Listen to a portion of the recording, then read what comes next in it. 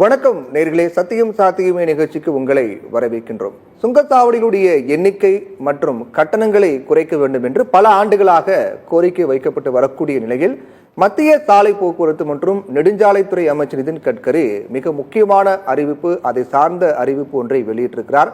அதன்படி பாஸ்டாக் அடிப்படையிலான வருடாந்திர பாஸ் முறை கொண்டு வரப்படும் என்று தெரிவித்திருக்கிறார். அதன்படி பார்த்தோம் என்றால் ஆண்டுக்கு 3000 ரூபாய் செலுத்தினால் போதும் ஓராண்டு முழுவதும் சுங்கச்சாவடிகளை கடக்கலாம், அல்லது 200 பயணங்கள் 200 சுங்கச்சாவடிகள் கடக்கக்கூடிய வரையில் அது செல்லுபடியாகும் என்று அறிவிக்கப்பட்டிருக்கிறது. இதில் பல கேள்விகள் எழுகிறது, சில கட்டுப்பாடுகளும் அதில் விதிக்கப்பட்டிருக்கிறது. வணிக நோக்கம் அல்லாத கார், ஜீப், வேன் உள்ளிட்ட வாகனங்களுக்கு மட்டும்தான் இது பொருந்தும், மற்ற வாகனங்களுக்கு இது பொருந்தாது என்று சில கட்டுப்பாடுகளும் அதில் விதிக்கப்பட்டிருக்கிறது. ஆகஸ்ட் 15 முதல் இது அமலுக்கு வரும் என்றும் தெரிவித்திருக்கிறார். இதில் பல சந்தேகங்கள், பல கேள்விகள் இயல்பாக எழுகிறது. அதை அடிப்படையாக வைத்துதான் இன்றைய நிகழ்ச்சியில் நாம் விவாதிக்க இருக்கின்றோம். சுங்கச்சாவடி ஆண்டு கட்டண நடைமுறை வசூலை அதிகரிக்கவா அல்லது கட்டண சுமையை குறைக்கவா என்ற தலைப்பின் கீழ் விவாதிப்பதற்காக நம்முடன் 3 சிறப்பு விருந்தினர்கள் இணைகிறார்கள். திரு தூத்துக்குடி செல்வம் பாஜகவில் இருந்து, திரு யுவராஜ் தமிழ்நாடு மணலாரி உரிமையாளர் சங்க தலைவர், திரு அன்பழகன் அனைத்து ஆம்னி பேருந்து உரிமையாளர் சங்க தலைவர். 3 பேரையும் நிகழ்ச்சியில் வரவேற்கிறோம். யுவராஜ் சார், உங்களிடம் நிகழ்ச்சி தொடங்குறேன். இந்த சுங்கச்சாவடி அப்படின்னாலே அது ஒரு பெரிய பஞ்சாயத்து, பல பிரச்சனைகள், பல புகார்கள் அப்படிங்கிறது தொடர்ந்து வந்துகிட்டே தான் இருக்கு. இருந்தாலும் கூட மத்திய அரசு சுங்கச்சாவடிகளுடைய எண்ணிக்கையை குறைப்பதாக தெரியல, கட்டணங்களை குறைப்பதாக தெரியல. ஒவ்வொரு ஆண்டுக்கு 2 முறை இந்த சுங்க கட்டணங்கள் உயர்ந்துகிட்டு தான் வருது. அப்படி பார்க்கும்போது அந்த கட்டண சுமை எளிதாக்கணும் அப்படிங்கிற ஒரு கோரிக்கையின் அடிப்படையில் மத்திய அமைச்சர் நிதின் கட்கரி ஒரு அறிவிப்பு வெளியிட்டிருக்காரு. அது பார்த்துருப்பீங்க. அந்த அறிவிப்பின்படி 3000 ரூபாய் ஆண்டுக்கு செலுத்தினால் போதும் ஒரு வருடம் அல்லது 200 சுங்கச்சாவடிகளை கடக்கக்கூடிய பயணம், இதில் எது முது வரைக்கும் செல்லுபடியாக சொல்லியிருக்காங்க. அது நோக்கமாக அவர் என்ன சொல்றாருன்னா, தடையற்ற பயணம், செலவு குறைந்து காத்திருக்கும் நேரம் குறைவு, நெரிசலை குறைக்கும், இந்த டோல்கேட் உடைய பிரச்சனைகள்லாம் குறையும் அப்படிங்கிற நோக்கத்தின் அடிப்படையில் கொண்டு வரப்பட்டிருக்கு அப்படின்னு சொல்றாரு. இந்த நோக்கங்கள்லாம் இதன் மூலமாக நிறைவேறுமா?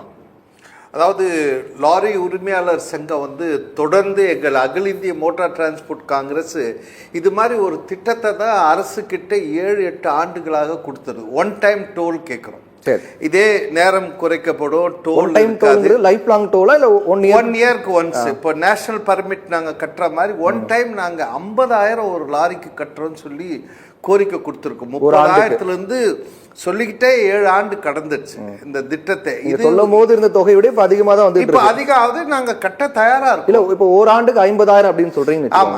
அப்ப நீங்க அது இல்லாத இப்ப இருக்கிற நடைமுறையால ஒரு ஆண்டுக்கு எவ்வளவு செலவாகுது? டோல் கட்டணம் கூட ஆகும். நாங்க ஒன் டைம் கட்டும் போது கொஞ்சம் கம்மியா கட்டுறோம்னு சொல்றோம். அது இப்ப எப்படி இந்த திட்டம் கொண்டு வந்திருக்காங்க, இந்த திட்டம் எதனால இந்த திட்டத்தை நாங்க வரவேற்கணும். இப்ப நாங்க லாரி உரிமையாளரோ பஸ் உரிமையாளரோ டோல் ரோடுக்கு எதிர்ப்பானவங்களும் இல்லை, அதுல நடைபெறுகிற முறைகேடை தான் எதிர்க்கிறோம். அது பில்ட் முறைகேடுகள் நிறைய நடக்குது. பில்ட் ஆப்ரேட் டிரான்ஸ்ஃபர் ஒரு திட்டம் முடிஞ்ச உடனே அதை கொடுத்துடணும். அதுக்கப்புறம் அதுல 40% மெயின்டெனன்ஸ் தான் வாங்கணும். கட்டும்போது என்ன பணம் வாங்கினே அதையே இப்போ வரைக்கும் வாங்குறீங்க. 15 ஆண்டு காலாவதியான சாலைகள், இதை தான் நாங்கள் எதிர்த்து கேட்குறோம். அதே மாதிரி திட்டங்கள், லாரிகள் நின்று போவதனால டோல்கேட்ல இவ்வளோ டீசல் வேஸ்ட் ஆகும். அதை நாங்கள் சொல்ல, நிதின் கட்கரியே சொல்லியிருக்காரு. இதனால தான் இதை மாற்றணுன்றார். அப்போ நாங்கள் வந்த பிறகும் கூட டோல்கேட்ல வெயிட் பண்ணிட்டு போகிற மாதிரியான சூழல் இப்போ இருக்குன்றீங்களா? ஆமா, இப்போ இருக்கு. அந்த இத்தனை நிமிஷத்துக்கு அப்புறம் நின்ன அபராதம் அதெல்லாம் எங்கேயும் கிடையாது. நாங்க ஃபாஸ்டாக் கொண்டு வரதுக்கான நோக்கமே அதுதான். நீண்ட வரிசையில காத்திருக்கிறாங்க, டீசல் பெட்ரோல் வீணாகுது, நேரம் வீணாகுதுங்கிறதுக்காக ஃபாஸ்டாக் கொண்டு வந்தாங்க. ஒரு கொண்டு வந்த பிறகும் கூட அந்த நீண்ட வரிசை நிற்கக்கூடிய நிலை இப்போ இருக்கு. ஆமா, ஒரு 15 to 30% கொஞ்சம் நேரம் குறைஞ்சிருக்கு. ஆனாலும் இருந்துதான் போகுது. அதுவும் விழா கால நாட்கள் இந்த மாதிரி நேரத்துல எல்லாம் ஜாம் ஆயிடுது, நிறைய பிரச்சனை இருக்கு. அதுல இதை தான் நாங்க தொடர்ந்து சுட்டி காட்டிக்கிட்டே வரும் அரசு கிட்ட. இப்போ பாராட்ட வேண்டிய நேரம். நிதின் கட்கரி ஏற்கனவே நிறைய அறிவிப்பு கொடுத்தாரு. அந்த அறிவிப்பெல்லாம் நடைமுறைக்கே வரல. 60 கிலோமீட்டருக்குள்ள இருக்கிற சாலைகள் எடுக்கப்படும் பார்லிமெண்ட்ல சொன்னார். 3 மாதத்துல எடுக்கப்படும். இது வரைக்கும் நடைபெறல. நகராட்சி, டவுன், பஞ்சாயத்து, ஊருக்குள்ள இருக்கிற சிட்டிக்குள்ள இருக்கிற டோல்கேட் எல்லாம் எடுக்கப்படும். அதையும் குறிப்பிட்டாரு. இந்த 60 கிலோமீட்டருக்குள்ள இருக்கக்கூடிய சுங்கச்சாவடிகள் பிரச்சனைங்கிறது இதன் மூலமா தீர்க்கப்படும் அப்படிங்கிறாரு. தீர்க்கப்படும். அவர் பார்லிமெண்ட்ல சொன்னது என்னன்னா, அந்த 60 கிலோமீட்டருக்குள்ள இருக்கக்கூடிய டோல்கேட்லாம் தூக்கிடுவோம் அப்படின்னு சொன்னாரு. ஆமா, ஆனா இப்ப இந்த அறிவிப்பின் மூலமாக அதுக்கு தீர்க்கப்படுதுன்றாரு. அப்போ நாங்க தூக்க மாட்டோங்கிறத மறைமுகம் சொல்றாருல்ல. இல்ல இதுல சொல்லி இருக்கிறது வந்து இந்த கார்களுக்கான சலுகைக்கு தான் இதுல சொல்லியிருக்காங்க. இதுல எங்கேயுமே அவர் இந்த 60 கிலோமீட்டருக்குள்ள இருக்கிற இப்ப கூட ஒன்னும் இல்லை, தமிழ்நாட்டில் இருக்கக்கூடிய நம்ம தஞ்சாவூர் மாவட்டத்துல வேம்பனூர்னு ஒரு டோல் இப்போ இயங்கிட்டு இருக்கு. ஆனா அங்கிருந்து 37 கிலோமீட்டர்ல இன்னொரு டோல் கட்டிட்டு இருக்காங்க. 37 கிலோமீட்டர்லயே இப்ப வசூல் பண்ண போறாங்க. அது எப்போ யாரு மக்கள் தான் தடுத்து நிறுத்துறோம். எங்களுடைய மாநில லாரி உரிமை சங்க தலைவருக்கு சொல்லியிருக்கோம், நிதின் கட்கரி லெட்டர் எழுதியிருக்காங்க. இது திறக்கும் போது இன்னொரு மாதம் போறோம். அப்ப எப்படி இது கட்டுறாங்க? 37 கிலோமீட்டர்ஸ் நடக்குது. அதுதான் சொல்றேன், அதை எடுக்கல. அது மாதிரி 37 கிலோமீட்டர்ஸ் இல்ல, சிட்டி உள்ள இருக்கிறது எடுக்கிறேன்னு சொன்னாங்க. இதெல்லாம் பண்ணல. இப்ப கூட கொஞ்ச நாளைக்கு முன்ன நீங்க ஆதார் கார்டு காட்டிட்டு பயணிக்கலாம்னாங்க. இதே 3000 ரூபாய் கொடுத்துட்டு நீங்க லோக்கல்ல இருக்கிறவங்க போலான்னாங்க. ஆனா இன்னைக்கு திட்டவட்டமா வந்திருக்கிற இந்த திட்டத்தை நாங்க வரவேற்கிறோம். அதுவும் சுதந்திர தினத்தன்று இது வரதா இருக்கு. ஆகவே நாங்க இதை வரவேற்கிறோம். இந்த திட்டத்தை அமுல்படுத்தினா வெறும் 15 ரூபா ஒரு ட்ரிப்புக்கு கணக்கு வருது. 200 ட்ரிப்பு கணக்கு போட்டோம். இப்போ திருச்சி போனோம்னா நம்மளுக்கு 6 டோல் கிராஸ் பண்ணணும், 850 ரூபா ஆகும். சரி, 3000 ரூபாயில அவரு போனார்னா என்ன ஆகும்? அவருக்கு காஸ்ட், அந்த காஸ்ட் இப்போ 70 ரூபா 105 ரூபா விற்கிற வண்டி மதுரவாயில் 70 ரூபா 65 ரூபா 75 ரூபா கெடுத்துட்டு போனார்னா 850 ரூபா ஆகுது. அப்ப என்ன ஆச்சு? திருச்சி போய் வந்தா அவரு 4 ட்ரிப்பு 4 வாட்டி தான் போக முடியும் இந்த 3000 ரூபாயில. திருப்பி இன்னொரு வாட்டி எடுக்க வந்து. ஆனா இந்த திட்டத்துல 15 ரூபா கணக்கு வந்துச்சுன்னா அவர் எப்படி ஒரு 17-18 வாட்டி போகலாம் திருச்சி ஒரு ஆண்டு, அந்த 3000 ரூபாய் ஆண்டுக்குள்ளவே. அந்த திட்டத்தை நாங்க வரவேற்கிறோம். ஆனா அதை நடைமுறைப்படுத்தணும். என்னன்னா நாங்க அத்தியாவசிய பொருள் கொண்டு போறவங்க, மக்களுக்காக சேவை செய்யக்கூடியவங்க, மக்களுக்காக உழைக்கக்கூடிய லாரிகளுக்கு இந்த திட்டத்தை இதை தான் நாங்க கேட்கிறோம். இந்த முறையை கொண்டு வந்தீங்கன்னா வரும். இதன் மூலியம் அரசுக்கு எவ்வளவு கோடி பணம் உடனடியாக கிடைக்கும். இந்த திட்டம் நல்ல திட்டம் தான். ஆனா அதை நடைமுறைப்படுத்துறதுல இப்ப நிறைய கேள்விகள் இருக்கு. அதுதான் எப்படி பண்ண போறாங்க? லோக்கல் பாஸ் இருக்கா? லோக்கலுக்கு வந்து முன்ன 10 கிலோமீட்டர் சரௌண்ட் இருக்கு, 150 ரூபா கொடுத்தாங்க. 350 ரூபா பாஸ் கொடுத்தா மல்டிபிள் ட்ரிப்ஸ் எவ்வளோ வாட்டி ஒன்னா போலாம். சரி, நீங்க அதை கிராஸ் பண்ண லோக்கல் பாஸ் இப்ப நடைமுறையில் வருமா? இல்ல இதையே லோக்கலுக்கு கன்சிடர் பண்ணுவாங்களா? இந்த மாதிரி டவுட்ஸ் எல்லாம் இன்னும் நம்மளுக்கு எந்த ஜீவோ வரல. அவருடைய அறிவு இல்ல. இப்போ நீங்க சொன்னீங்க மத்திய அமைச்சர் நிதின் கட்கரி பார்லிமெண்ட்ல பேசும்போது இந்த 60 கிலோமீட்டருக்குள்ள இருக்கக்கூடிய சுங்கச்சாவடிகள்லாம் நீக்கப்படும், அப்புறப்படுத்தப்படும் அப்படின்னு வாக்குறுதி கொடுத்தார், பார்லிமெண்ட்ல பேசினார். ஆனா இப்ப வரைக்கும் அதை அவர் செய்யல. அதுக்கு மாறா என்ன பண்றாருன்னா சுங்க கட்டணங்களை குறைக்கக்கூடிய வகையில் இந்த 3000 ரூபாய் பாஸ், வருடாந்திர பாஸ் கொண்டு வராரு. அதுல குறிப்பிட்டார், அவரே குறிப்பிட்டார். என்ன குறிப்பிட்டாருன்னா 60 கிலோமீட்டர் வரம்புக்குள் அமைந்திருக்கக்கூடிய சுங்கச்சாவடிகள் தொடர்பான நீண்டகால புகார்களை நிவர்த்தி செய்யும் விதமாக அறிமுகப்படுத்தப்பட்டிருக்கின்றார். அப்ப என்ன சொல்றாரு? நாங்க 60 கிலோமீட்டருக்குள்ள இருக்கக்கூடிய சுங்கச்சாவடிகளை அப்புறப்படுத்த மாட்டோம், அதுக்கு ஆல்டர்னேட்டிவா நாங்க இதை கொண்டு வந்துட்டோம் அப்படிங்கிற மாதிரி சொல்றாரு. ஓ, அப்படி நீங்க சொல்றீங்க. அது நீண்ட நாள் கோரிக்கை என்னன்னா 60 கிலோமீட்டர்ஸ் ரேடியஸ் அந்த டோல் அமைந்து இருக்கிற பகுதிக்குள்ள இருக்கிறவங்களுக்கு இந்த பாஸ் கொடுத்துட்டு இருந்தாங்க முதல்ல. அது யாருமே வாங்கறது இல்லை. லோக்கல் பாஸ் வாங்காத நிறைய பேர் பண்ணிட்டு இருந்தாங்க. இப்போ இந்த திட்டம் மூலயமா வந்து பாத்தீங்கன்னா இந்த லோக்கல்ல கண்ட்ரோல் பண்ணுறது அது ஒன்று நடக்கும். இதுல 3000 ரூபா எடுத்துட்டாங்கன்னா லோக்கல் பாஸ் நிறைய பேர் வாங்காத பயணிக்கிறாங்க. அது பண்ண அடுத்து சேட்டலைட் மூலயமா கலெக்ஷன் பண்ணும்போது இந்த கார்கள் மிக இடைஞ்சலா இருக்குன்றதுனால இந்த திட்டத்தை கொண்டு வந்திருக்கலாம். இல்ல ஒட்டுமொத்தமா இப்போ பாத்தீங்கன்னா இந்தியாவில் எப்படியோ 5 கோடிக்கு மேல கார் இருக்கும். இன்டூ 3000 போட்டு பாருங்க, எத்தனோ கோடி வருது. அதனால இது உடனே வருது. அந்த திட்டத்துல பண்றாங்களாம் தெரியல. இருந்தாலும் நடைமுறையில இதுக்கான ஜியோ வரும்போது நம்ம இந்த 60 கிலோமீட்டருக்குள்ள இருக்கிறதுல இது எப்படி டேக்கிள் பண்றாங்கன்னு தெரிஞ்சிடும். இன்னொரு கேள்வி என்ன சார், இப்ப இந்த திட்டத்தை நீங்க வரவேற்கிறீங்க. ஆனா இப்ப கேள்வி என்னன்னா, இந்த திட்டம் அப்படிங்கிறது ஒன்லி வணிக நோக்கம் அல்லாத கார், வேன், ஜீப் இந்த வாகனங்களுக்கு மட்டும்தான் அது பொருந்துன்றாங்க. இப்போ உங்க கோரிக்கைங்கிறது லாரிகள், சரக்கு லாரிகளுக்கான அந்த டோல் கட்டணத்தை குறைக்கணும், அதையும் இதே போன்ற ஒரு திட்டத்துக்குள்ள கொண்டு வரணுங்கிற கோரிக்கை. ஆனா அதை பத்தின எந்த அறிவிப்பும் இல்லை. ஒன்லி இந்த வணிக நோக்கம் இல்லாத கார், ஜீப், வேன் மட்டும்தான். அதுதான் ஆரம்பத்தில் சொன்னேன். நாங்க நீண்ட நாள் கோரிக்கை, எங்க சங்கத்துடைய கோரிக்கை இருக்கு, கேட்டுட்டு இருக்கோம். ஏற்கனவே இதே அரசு, மத்திய அரசு வந்து one time national permit, one road, one country one permit கொண்டு வந்தாங்க. அதே மாதிரி ஒன் டோல் பண்ணணும்னு சொல்லி நாங்கள் இந்த கோரிக்கை வச்சுருக்கோம். அதன் மூலியம் இவங்க நினைக்கிற இந்த திட்டம்லாம் பண்ணணும்னு சொல்லியிருக்கோம். அதை அரசு பண்ணலை. இது வந்து வணிக நோக்கம் இல்லாமல் இந்த மாதிரி வணிக வாகனங்களுக்கு பண்ணால் விலைவாசி குறையும். இப்போ ஆண்டுக்கு உயர்த்துவது இதெல்லாம் கூட இருக்குது. இப்போ கார்கள் பார்த்தீங்கன்னா, இப்போ கார் வந்து பணம் இல்லை, அவனுக்கு ஏதோ வேற ஏதோ பிரச்சனைன்னு சொல்லி ஒரு டோலில் வண்டி நிற்குதுன்னா, அதுக்கு பின்னாடி நிற்கிற 4 வண்டி பின்னாடி எடுன்னு சொல்கிறான். பேக்கில் ஒரு டோலுக்கு வந்தவொடனே நம்மளை இன்சல்ட் பண்ணுற மாதிரி இருக்குது, நீ பின்னாடி போன்ற. ஏன் அந்த வண்டியை நீங்கள் முன்னே வர வச்சு அதுக்கான ஸ்பேஸ் கொடுத்து அங்கே நிற்க வச்சு அவங்ககிட்ட என்ன ப்ராப்ளம், பணத்தை வசூல் பண்ணி மற்ற வண்டி விடாத, பின்னாடி பணம் இருக்கிறவங்க வண்டி. இப்போ என் வண்டியில் கரெக்டாக இருக்கு, நான் கரெக்டாக இருக்கேன், நான் என்னுடைய பேங்க் அக்கௌண்ட்ல பணம் இருக்கு, நான் ரீசெட் பண்ணிருக்கேன். முன்னாடி ஆனால் யாரோ பணம் தவறுக்கு இல்லை, யார் தவறுன்னு தெரியல, ஆனால் நான் நின்றுட்டு இருக்கேன். நான் நிற்கிறேன். என்ன நிற்கிறது மட்டும் இல்லாத என்ன ரிவர்ஸில் எடுக்க சொல்கிறான். அப்போ அங்கேருந்து வர வண்டிங்க வந்து இது ரிவர்ஸ் வராரா நிற்கிறாரா தெரியாத வந்து அது மாதிரி விபத்துக்கள் இப்போ டோலில் நிறைய நடக்குது. நிறுத்தி கட்டாய வசூல் இந்த மாதிரி இந்த ஃபாஸ்டேக் வந்த பிறக்கும் சரி, அதையும் இது மாதிரியான சிக்கல்கள் ஆகும்போது தான் அங்கே டிராஃபிக் ஆகுது, டோல்கேட்ல இருக்கக்கூடிய இந்த மாதிரியான சிக்கலையும் சரி பண்ணணும். ஆமாம் அப்படின்னு சொல்றீங்க. கேட்போம். செல்வம் சார் வணக்கம். யுவராஜ் சார் சொன்னாரு இந்த திட்டத்தை நாங்கள் வரவேற்கிறோம், ஆனால் எங்களுடைய நீண்டகால கோரிக்கை அப்படிங்கிறது சரக்கு லாரிகள் பொறுத்த வரைக்கும் எங்களுக்கான கோரிக்கை ஆண்டு கட்டணமாக நாங்கள் பல ஆண்டுகளாக கோரிக்கை வச்சுட்டு இருக்கோம். இப்போ 50,000 கட்டுறோம் அப்படின்ற மாதிரிலாம் சொல்றாரு. ஆனால் அது தொடர்பான அறிவிப்பு எதுவும் வரலங்கிறது ஏமாற்றம் அளிக்குது அப்படின்னு சொல்றாரு. பார்லிமெண்ட்ல பேசும்போது மத்திய அமைச்சர் நிதின் கட்கரி 60 கிலோமீட்டருக்குள்ள இருக்கக்கூடிய சுங்கச்சாவடிகள்லாம் அப்புறப்படுத்தப்படும் அப்படின்னு சொன்னாரு. ஆனால் இந்த அறிவிப்பின் மூலமாக அதை அப்புறப்படுத்துவதற்கான வாய்ப்பே இல்லை அப்படின்னு சொல்ல வராருன்னு எடுத்துக்கலாமா?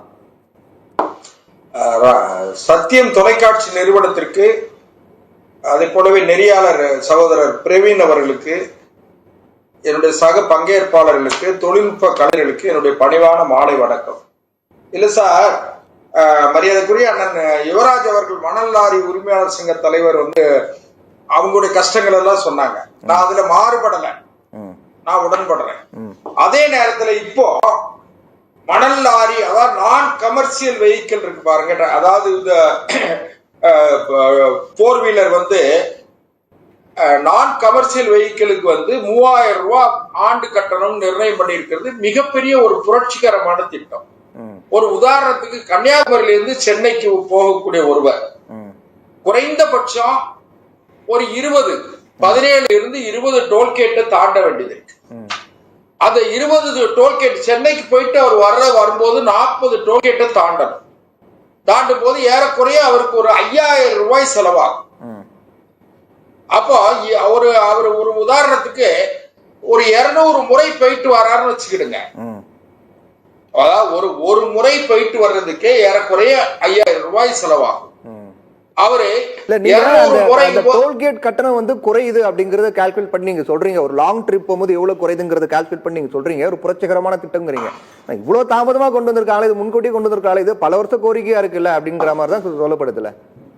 அண்ணன் நான் ஒண்ணு கேளுங்க, அதாவது ஒரு திட்டத்தை இம்ப்ளிமெண்ட் பண்றதுக்கு முன்னால அதுக்கு பிறகு நிறைய எக்ஸ்பர்ட்ஸ், அதாவது அதனுடைய தொழில்நுட்ப வல்லுநர்கள் எல்லோருடையும் கூப்பிட்டு பேசி மக்களுக்கு எந்த அளவுக்கு இதுல நன்மை செய்ய முடியுங்கிறதெல்லாம் ஆராய்ச்சி பண்ணணும். மக்களுக்கும் நன்மை செய்யணும், பொருளாதாரத்துல பாதிப்பு வரக்கூடாது. அதே நேரத்துல வந்து வேற யாருக்கு பாதிப்பு, அதாவது இந்த தனியார் வாகனம், அதாவது அந்த 4 சக்கர வாகனங்கள் இருப்பாங்க, சொகுசு வாகனங்கள், அதெல்லாம் பாதிப்பு எதுவும் வந்துடக்கூடாது. அடிக்கடி சென்னைக்கு போகக்கூடிய தொழிலதிபர்கள் அல்லது சாதாரணமா வாகனம் வச்சிருக்கிறவங்க போயிட்டு வர்றதுக்கு பாதிப்படக்கூடாது, எல்லாத்தையும் கனெக்ட் பண்ணி தான் போட முடியும். நீங்க அதை என்ன கவனிக்கணும் யோசித்து இந்த திட்டத்தை கொண்டு வந்திருக்காங்க நீங்க சொல்றீங்க. இப்ப சார் சொல்றாரு, பார்லிமெண்ட்ல அமைச்சர் பேசும்போது 60 கிலோமீட்டருக்குள்ள கூடிய சுங்கச்சாவடிகளா அப்புறப்படுத்தப்படும், நீக்கப்படும் அப்படின்னு சொன்னாரு. ஆனா இந்த திட்டத்தின் மூலமாக அதுக்கு வாய்ப்பு இல்லைன்னு தெரிய வருது இல்லையா? நீங்க என்ன கேட்கணும்னு கேட்டீங்கன்னா, இப்போ கூட இப்ப நம்ம இந்த லோக்கல் வண்டிகளுக்கு உள்ள அந்த ஒரு 12-13 கிலோமீட்டருக்கு உள்ள மாநகராட்சி பகுதியில இருந்து 12 கிலோமீட்டருக்கு அந்த பக்கம் இருக்கிற சுங்கச்சாவடிகள்ல லோக்கல் வண்டிகளுக்கு, அதாவது அந்த உள்ளூர் வாகனங்களுக்கு மாத பாஸ் இருக்கு. அதாவது மாதம் ஒரு முறை உள்ள பாஸ், அது 343 ரூபா வாங்குறாங்க. 343 ரூபா வாங்குற அதே நீங்க 12 மாசமா நீங்க கணக்கு பண்ணி பாத்தீங்கன்னா அதுவே ஏறக்குறைய 4200 ரூபா வந்துடும். சரி, இப்ப அதுவுமே குறைதான், அதுவுமே ரொம்ப குறைவா தான் இருக்கு. இன்னும் கூட மணல் லாரி, அதாவது உங்களுக்கு குறைவா இருக்கும் சார், உங்களுக்கு அது குறைவா இருக்கலாம். இல்ல, ஆல் இந்தியா டிரான்ஸ்போர்ட் காங்கிரஸ் வந்து இதை இப்படியே விட்டுற மாட்டாங்க. இன்னும் மாண்புமிகு தகவல் போக்குவரத்து துறை அமைச்சர் நிதின் கட்கரியை வந்து பார்ப்பாங்க, பார்த்து பேசுவாங்க. அது அண்ணன் யுவராஜ் அவர்களுக்கு தெரியும். நான் என்ன நினைக்கிறேன்னா, வணிக போக்குவரத்து அதையும் வந்து முறைப்படுத்துறதுக்கு முதல் கட்டமா வந்து இந்த தனியார் 4 சக்கர வாகனங்களுக்கு இது கொடுத்திருக்காங்க. இதை இம்ப்ளிமெண்ட் பண்ண போறாங்க. இதை இம்ப்ளிமெண்ட் பண்ணி ஒரு மாசம் 2 மாசத்துக்குள்ளேயே கூட இந்த வணிக சரக்கு போக்குவரத்து, அதாவது கமர்ஷியல் வெஹிக்கிளுக்கு வந்து எப்படி எல்லாம் அதை வந்து சரி பண்ண முடியும் அப்படின்னு சொல்லி நம்ம நிச்சயமா மத்திய அரசாங்கத்தை பொறுத்த வரைக்கும் சார், அதாவது இதை எப்படி எளிமைப்படுத்த முடியும்ன்றத அவங்க டிஸ்கஸ் பண்ணி முதல்ல இத பரிச்சார்த்தமா வந்து இந்த 4 சக்கர வாகனங்களுக்கு முதல்ல வந்து பண்ணிட்டு, அதுக்கு பிறகு கார், ஜீப் அந்த மாதிரி வண்டிகளுக்கு பண்ணிட்டு, அதுக்கு பிறகு நிச்சயமா வந்து கனரக வாகனங்களுக்கு, ஹெவி வெஹிக்கிளுக்கு வந்து கண்டிப்பா பண்ணதான் செய்வாங்க, பண்ணத்தான் செய்யணும். அதுல மாற்று கருத்து இல்லை. அதே நேரத்துல நான் அண்ணன் யுவராஜ் ரொம்ப கவனமா சொன்னாங்க, நாங்கள் கோரிக்கை வைத்து அப்படின்னு சொல்லி. இந்த கோரிக்கை வைத்து இந்த கோரிக்கையை முதல் கட்டமாக ஒரு பகுதி நிறைவேற்றி இருக்கிற மத்திய அரசாங்கத்திற்கு நீங்கள் மனம் திறந்து நன்றி சொல்லுங்க. இல்ல 7 வருஷமா வச்சிருக்காங்க கோரிக்கை, 7 வருஷமா வச்சிட்டு இருக்காங்க சார்.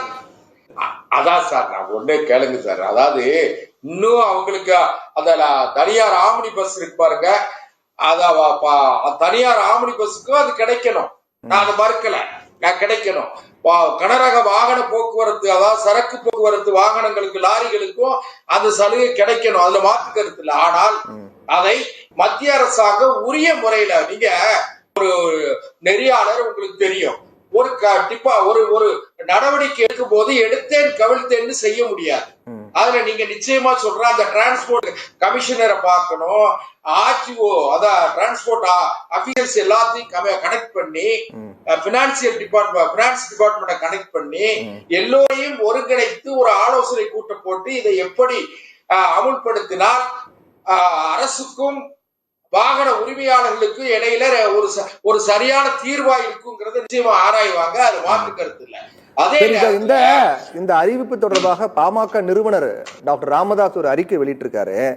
அதுல தனிநபர் பயன்பாடு, அதாவது ஓன் போர்டு இருக்கக்கூடிய கார், ஜீப், வேன்களுக்கு மட்டும்தான் அது பொருந்தும் அப்படிங்கன்னு அறிவிச்சிருக்காங்க. ஆனா இந்த மாதிரி தனிநபர் பயன்பாடு வாகனங்கள் வந்து மேக்சிமம் அவங்க பயன்படுத்த மாட்டாங்க. இப்போ ஆஃபீஸ் போறவங்க ரெகுலரா பப்ளிக் டிரான்ஸ்போர்ட் யூஸ் பண்ணக்கூடிய நிறைய பேர் இருக்காங்க. வீக்கெண்டு ஏதாவது லீவ் டைம்ல மட்டும் அந்த வீட்டில் இருக்கக்கூடிய காரை பயன்படுத்தக்கூடிய ஒரு சூழல் இருக்கு. அப்படிப்பட்ட மிக குறைந்த அளவே பயன்படுத்தக்கூடியவர்களுக்கு இது பெரிய பயன் தராது. அந்த தொகை வந்து 1500 குறைக்கலாம். அதோட மாறாக சிறிய ரக சரக்கு வாகனங்களுக்கு இது மாதிரியான ஒரு ஆஃபர் கொடுக்கலாம் அப்படின்ற கோரிக்கை முன் வச்சிருக்காருல்ல. அதைத்தான் நம்ம பேசிக்கிட்டு இருக்கோம். நாம இன்னும் ஒரு பரிச்சார்த்தமா ஒரு ட்ரையல் பார்க்காங்க சார். ட்ரையல் பார்க்கட்டுமே, ஆகஸ்ட் 15 ட்ரையல் பார்க்க ஆரம்பிக்காங்க. அதுக்கு பிறகு வந்து என்ன டிரான்ஸ்போர்ட் இதுல வந்து ஒரு ஸ்டாட்டிஸ்டிக்ஸ் எப்படி எடுப்பாங்கன்னு கேட்டீங்கன்னா, டெய்லி எத்தனை வண்டி வந்து இந்த மாதிரி வண்டி வந்து 3000 ரூபாய்க்கு எவ்வளவு பாஸ் எடுத்திருக்காங்க, எத்தனை வண்டிகள் அதை கிராஸ் பண்றாங்க, அதுல டிரான்ஸ்போர்டேஷன் எப்படி இருக்குங்கிறது எல்லாம் வந்து அவங்க ஒரு சர்வே எடுத்து ரொம்ப கால்குலேட்டிவா தான் பண்ணுவாங்க சார். அது யுவராஜ் சாருக்கு தெரியும், அன்பழகன் சாருக்கு தெரியும். அதனால நீங்க, நான் என்ன சொல்றேன்னு கேட்டா, இதுவரை ஏன் செய்யவில்லை என்று சொல்லிக் கொண்டிருந்தவர்களுக்கு செய்திருக்கிறோம் என்பதை நீங்கள் நன்றியோடு நிகழ்ச்சி மூலமா பதிவு செய்ய வேண்டும் என்று அண்ணன் யுவராஜ் அவர்களுக்கு மரியாதைக்குரிய அன்பழகன் சார்ட்டி கேட்டுக்கிறேன். அதே நேரத்துல அவர்கள் இருவரும் சார்ந்த துறைகளுக்கு, மணல் லாரியோ எந்த லாரியோ லாரி உரிமை லாரிகளுக்கும் அரசு அந்த தனியார் போக்குவரத்து பயணிகள் போக்குவரத்து இந்த ஆம்னி பஸ்ஸுக்கும் வந்து இந்த கட்டண சலுகை நிச்சயமாக ஓரிரு மாதங்கள் இதை நடைமுறைப்படுத்தி இதுக்கு பிறகு ஓரிரு மாதங்கள்ல அதுவுமே அமுல்படுத்தப்படும். பாரத பிரதமர் நரேந்திர மோடி அவர்களுடைய தலைமையிலான இந்த அரசு, மத்திய அரசு, பாரதிய ஜனதா அரசு மக்கள் நலன அரசு, மக்கள் நலனை அக்கறையோடு கவனிக்கிற, பரிசீலிக்கிற அரசு என்பதை முதல் கட்டமாக நிரூபித்திருக்கிறோம். அதுக்காக நாம எல்லாரும் சேர்ந்து நன்றி சொல்லுவோம். சரி, பேசுவோம்.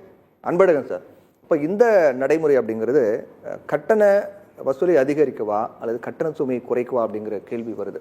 ஏன்னா பல ஆண்டுகளாக எல்லாருமே வைக்கக்கூடிய கோரிக்கைங்கிறது சுங்க கட்டணங்களை குறைக்கணும் அப்படின்னா. இப்போ 78க்கு மேலே சுங்க கட்டணங்கள் சுங்கச்சாவடிகள் இருக்கும் இல்லையா சார்? 78க்கு மேலே இருக்கு. ஒவ்வொரு ஆண்டும் வந்து சுங்கச்சாவடிகள் எண்ணிக்கை வந்து அதிகமாகுது, அதே போல அந்த கட்டண உயர்வும் அதிகமாகிட்டே போயிட்டு இருக்கு. அப்போ இது குறைக்கணும் அப்படின்னு பல தரப்பட்ட ஒட்டுமொத்த மக்களும் கோரிக்கை வச்சுட்டு இருக்காங்க. இப்போ இந்த மாதிரியான அறிவிப்புகள் மூலமாக அந்த கோரிக்கை வைக்கக்கூடிய அந்த அந்த அந்த கோரிக்கை வைக்கக்கூடிய அந்த ஃபோர்ஸ் அப்படிங்கிறது கொஞ்சம் குறையும் அப்படிங்கிற மாதிரி இது பார்க்கலாமா? இது ஆட்சியாளருக்கு வந்து இது தெரியும். இந்த ஒரு சாமானியனும் சுங்க கட்டணத்தை தாண்டும் போது அவனுக்கு என்ன கோபம் இருக்குங்கிறது, அதுவும் நம்ம இந்த துறையில் வந்து ரொம்ப ஈடுபாடு உள்ளவர் நம்ம மத்திய போக்குவரத்துறை அமைச்சர். நிறைய வார்த்தை சந்திச்சு அவர் நிறைய கோரிக்கை இல்லை என்னென்ன தவறுகள் நடக்குது எல்லாமே அவர் அறிவார்.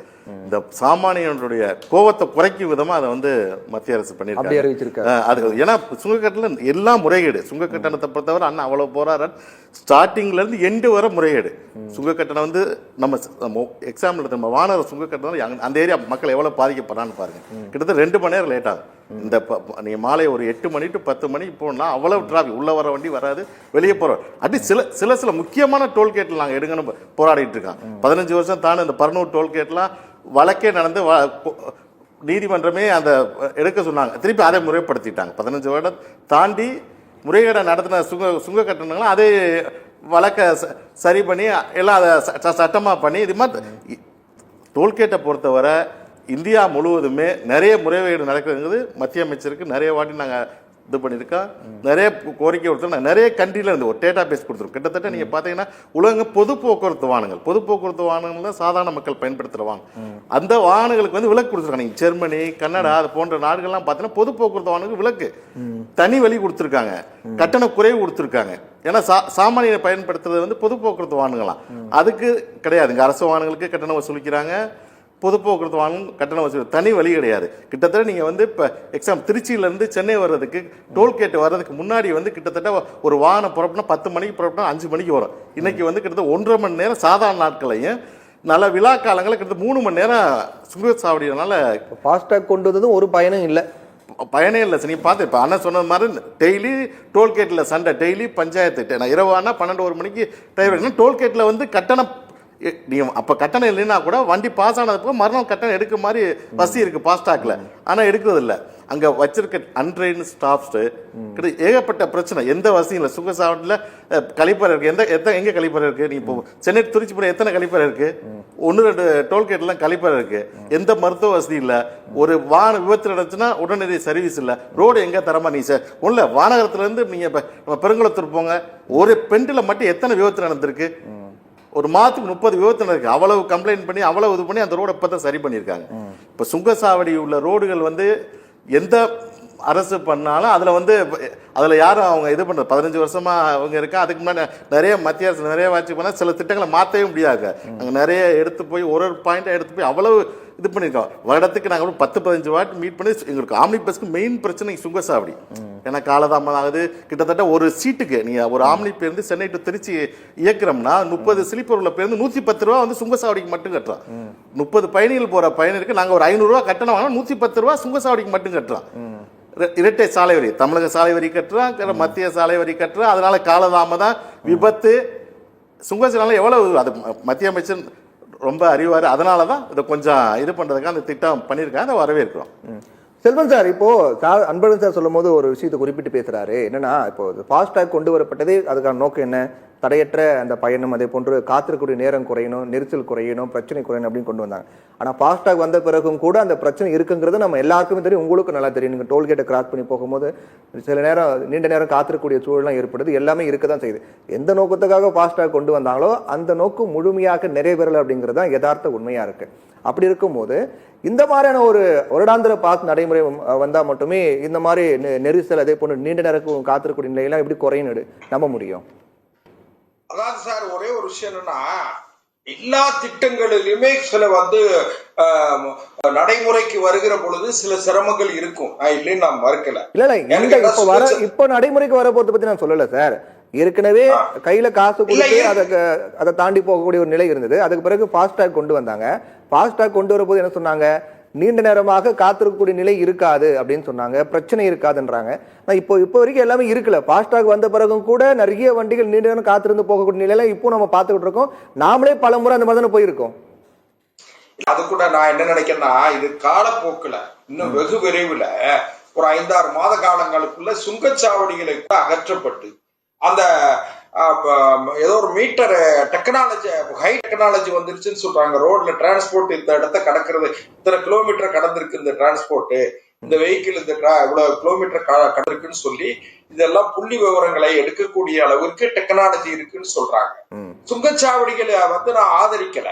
சுங்கச்சாவடிகள்ல நிறைய முரண்பாடுகள், நிறைய குளறுபடிகள் இருக்கு. இன்னும் சொல்ல போனீங்கன்னா நிறைய முறைகேடுகளை வைத்து, உறுதியா சொல்றேன், ரவுடிகளை வைத்து அந்த வாகன உரிமையாளர்களை ரவுடிகளை வைத்து மிரட்டி, சொல்ல போனா அண்ணன் யுவராஜ் அவர்கள் முதல்ல குறிப்பிட்டு சொன்ன மாதிரி அவங்களை அவமானப்படுத்தி, அவங்கள வெஹிக்கிள் எல்லா வெஹிக்கிளும் தேவையில்லாம நிப்பாட்டி இதெல்லாம் நடந்து, ஒரு முக்கியமான வேலைக்கு போறவங்க இருப்பாங்க, ஒரு அவசர தேவைக்காக போறவங்க இருப்பாங்க, ஒரு அதிகாரிகள் போவாங்க, அரசுடைகள் போவாங்க, சாமானிய மக்கள் போவாங்க. யாரா இருந்தாலும் பாரபட்சம் இல்லாம அங்க இருக்கக்கூடிய லோக்கல் ஆட்களை வைத்து மிரட்டக்கூடிய நிலைகளா இருக்கு இல்லையா?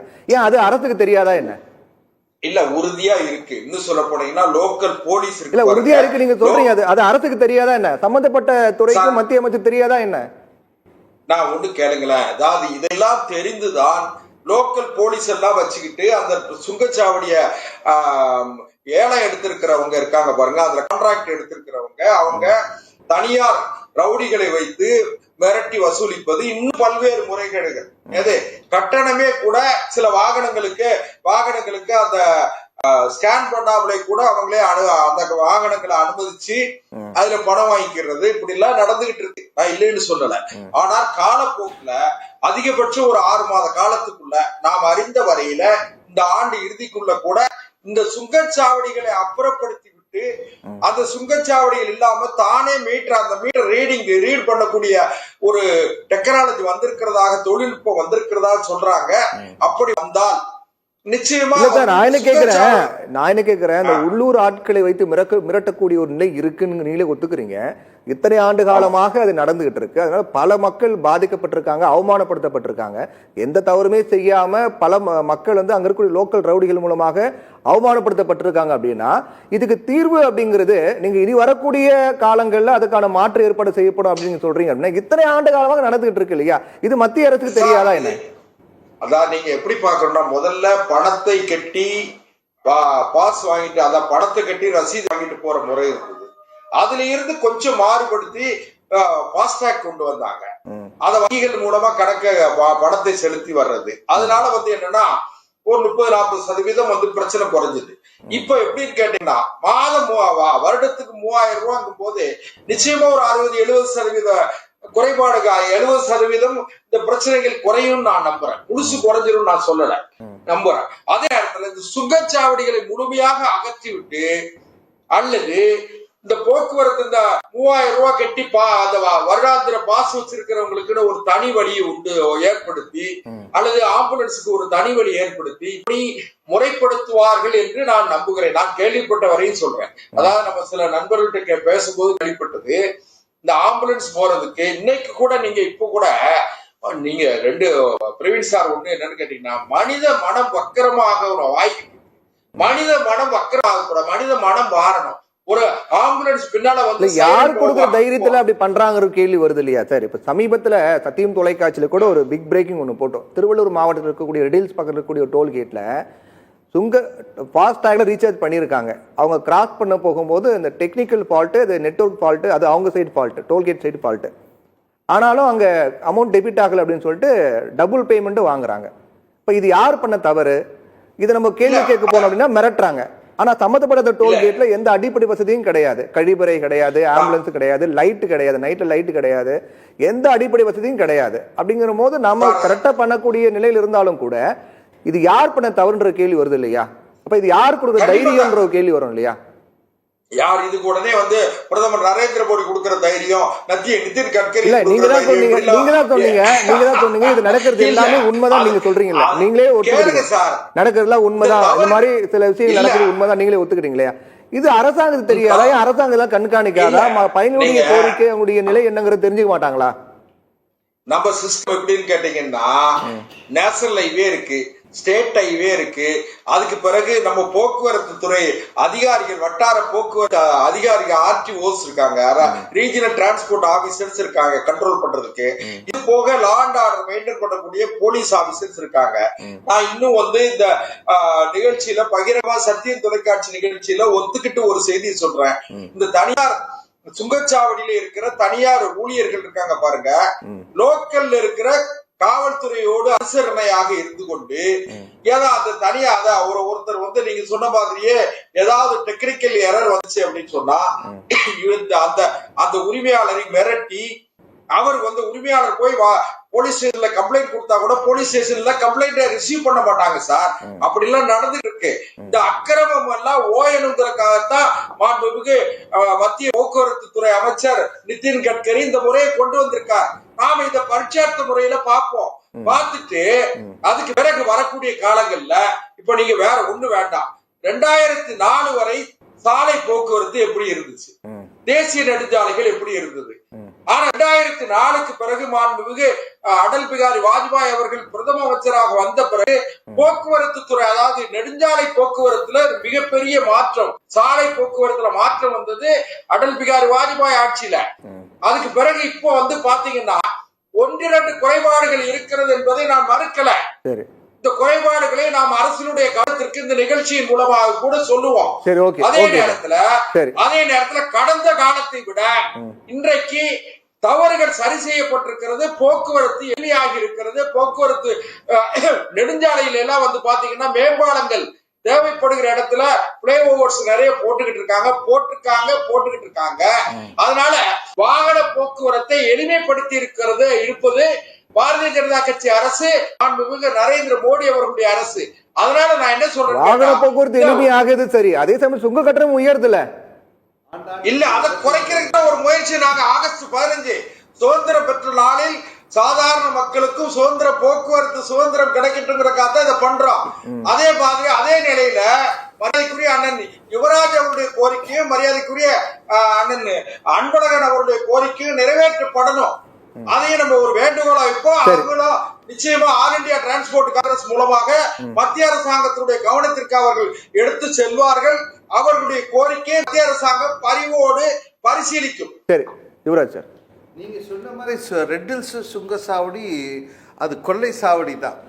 அது வந்து ரெட் ஹில்ஸ்ல ரொம்ப சமீபத்துல நம்ம சத்தியம் தொலைக்காட்சியில ஒரு பெரிய பிரேக்கிங், நானே அங்க போய் என்ன பண்ணிருக்காங்க, ஃபாஸ்டா ரீசார்ஜ் பண்ணிருக்காங்க, டோலை கிராஸ் பண்ண போறாங்க. அப்போ ஏதோ டெக்னிக்கல் ஏதோ நெட்வொர்க் ப்ராப்ளம்னால அது டெபிட் ஆகல அமௌண்ட்.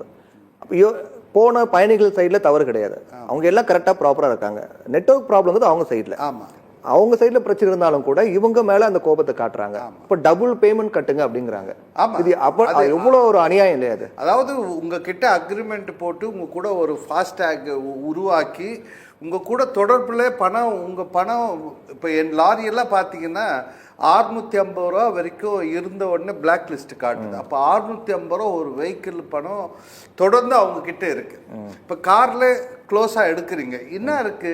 இப்போ நீங்க நாளைக்கு இந்த திட்டத்தில் ஓப்பன் பண்ணி விட போறீங்க, இந்த டேக்கை வச்சுக்கிட்டு வேற ஒரு பிரைவேட் டேக்கை வச்சுக்கிட்டு ஒரு பேசஞ்சர் வண்டி பாஸ் ஆனா எப்படி பிடிப்பீங்க? நீங்க அதுக்கு ஏதோ திட்டம் வச்சிருக்கீங்க, அவனை பிளாக் லிஸ்ட் பண்ணுவீங்க, அதுக்கப்புறம் அவனுக்கு இல்லைன்னு சொல்லுவீங்க. அது மாதிரி இந்த ஃபாஸ்டேக்கு பணம் கட்டிட்டு உங்கள் கூட தொடர்பில் இருக்கிறா, உங்கள் கூட பணம் போடுறா, ஒரு டோல் தாண்டி வரா. இப்போ இதை தாண்டினா அட்ட டோல் போகிறான், தடாக் போகிறா, இல்லை திருப்பி இப்படி வரப்போதும் அந்த வண்டி.